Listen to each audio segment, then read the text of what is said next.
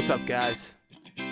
First ever episode of Oscar Roundup coming your way. My name is Brian from Watchit Rank, and this is going to be a show where we dive into the 9 Best Picture nominees for the Oscars of 2020. Few housekeeping items before we get going here. Watchit Rank is a podcast where myself and co-host Taylor are talking about current movie releases and ranking them against each other for the whole year. We can be found on Spotify and Anchor, and I'll put the descriptions down below for those of you joining us for the first episode here today. All right, so without further ado, the first movie we're going to be talking about, fresh in my head because I just watched it, is going to be Joker, directed by Todd Phillips, starring Joaquin Phoenix. This movie got 11 Oscar nominations, so we're going to dive into why I think it deserves pretty much all 11 of them. So let's get into it.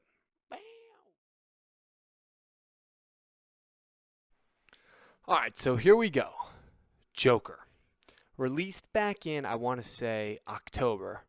I didn't see this thing in theaters, and I can't believe I didn't. But going with all the controversy around it, I just never really got a chance to get out and see it. So basically what I'm going to do here is talk about the movie in a similar format that Taylor and I review movies on Watchit Rank.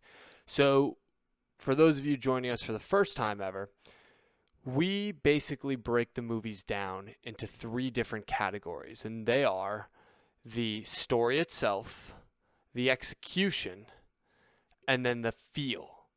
So basically we do this so that we can get a more broad range and high level feeling of the movie, because personally you could have a movie that is not that good, but you can connect to it, so you might rank it a little higher. So let's just jump right into this because there's a lot to unpack with Joker here. So the story, from what I gathered prior to seeing the movie, is that it is about basically how one bad day can turn someone into this terrible, maniacal, awful person.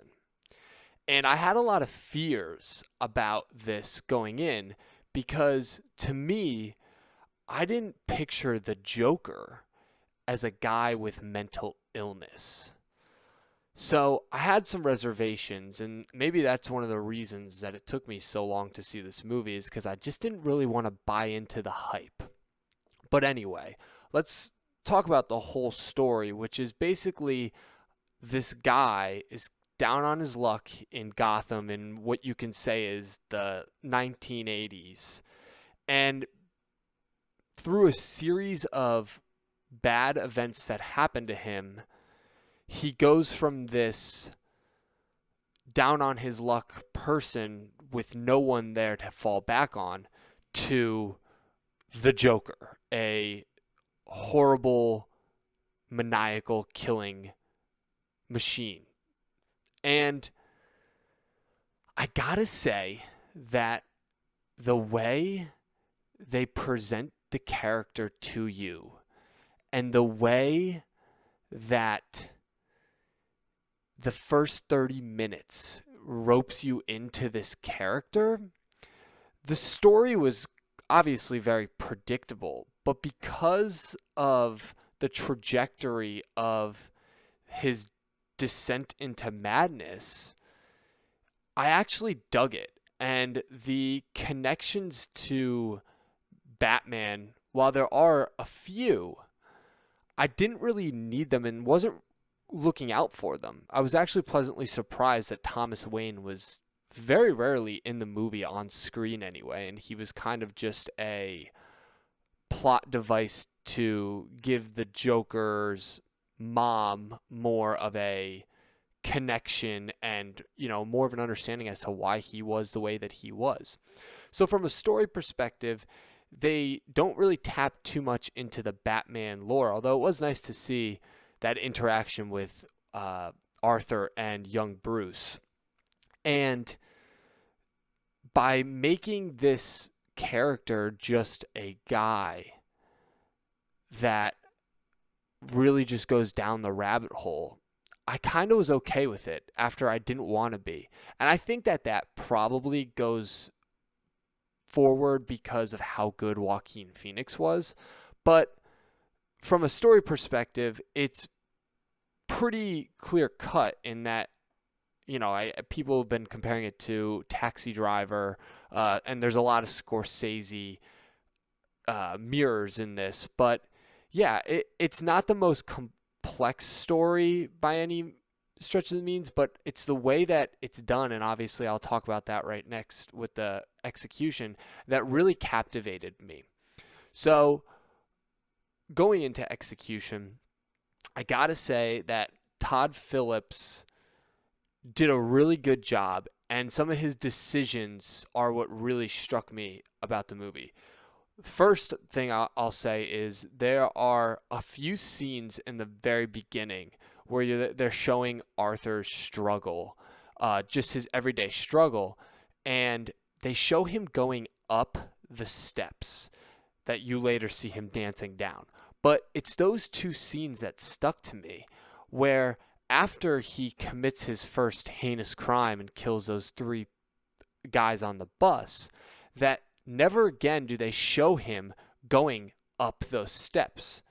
There are multiple times in the movie where he is going down steps, almost to show just a descent into madness. So I thought that that decision and that metaphor was really well done. And also the decision to shoot so many scenes from behind Arthur and just showing his head and looking at the world in his eyes, I also thought was really well done, because they're trying to put you in his head throughout this movie. So that's what I really liked about what Todd Phillips brought to the table. Joaquin Phoenix is outstanding in this movie. And I'll talk about Marriage Story later on in another episode, but I was a big Adam Driver supporter until I saw this movie. Joaquin Phoenix is so good that I just lost myself to the whole movie just because I was watching him and the layers that he brings. It was truly captivating, and it made me feel for this guy, even though I shouldn't have. And I'm not going to defend anything that he did because it was horrible. But every time he was beat up, every time he was just cast aside, I felt for him. And that's, to me, just the way that they were able to pull me in to care about a character that I shouldn't speaks volumes. So then I'll jump right back into the end here, which is the feel. I've seen this movie just one time, and it was a couple days ago, but I can't get it out of my head. And that's because of the way it made me feel.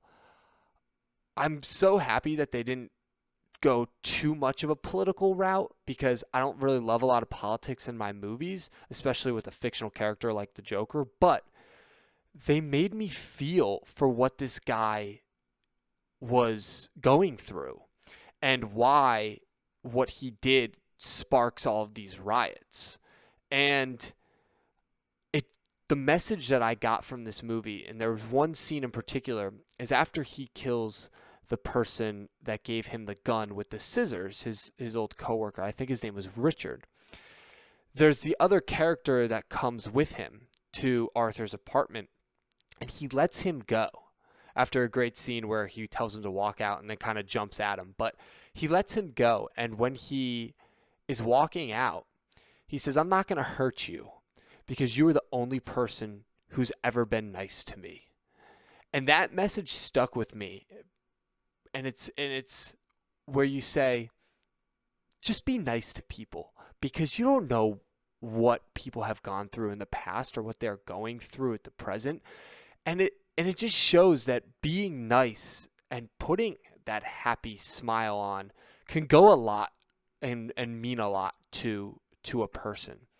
So from the story, execution, and feel, I got to be honest and say I'll give them all very high scores on their own, because I really did think that this movie lived up to the hype and then some. And I know this has like a mid 60s on Rotten Tomatoes, but I would tend to give this in the mid 8s, so I think I'm going to go with like an 8.5 out of 10. So it got 11 Oscar nominations, but we're really going to talk about just the Best Picture and Joaquin Phoenix for Best Actor. I'll also throw in that I think that the score in this movie was incredible, and I know it got nominated for score. I hope it wins because it was so good. The use of the violin, amazing. But as far as Best Picture and Joaquin Phoenix go, I think Joaquin Phoenix is an absolute lock. And if he doesn't win, I think it's a shame because he was just that good. But for Best Picture, I think it's going to face a little bit of an uphill battle because there are so many other great movies, and we know that the Academy doesn't love their comic book movies, even though they gave this thing 11 nominations, which is crazy. I just don't know that it can win Best Picture. It has a chance, but there are so many other great movies in the category. So I'm not ready to say that this is the Best Picture winner yet. But after doing this series, who knows? I might come back to it. So that's really just my quick takes on Joker. I'd love to hear what you guys think. Did you love the Batman connections? Did you think that there could be more? What about Joaquin? And do you think that 11 Oscar nominations is merited? So comment below and let us know. And you can catch Watchit Rank every Monday on Spotify and Anchor. And remember, descriptions are down below. So thanks, guys. I'll see you next time.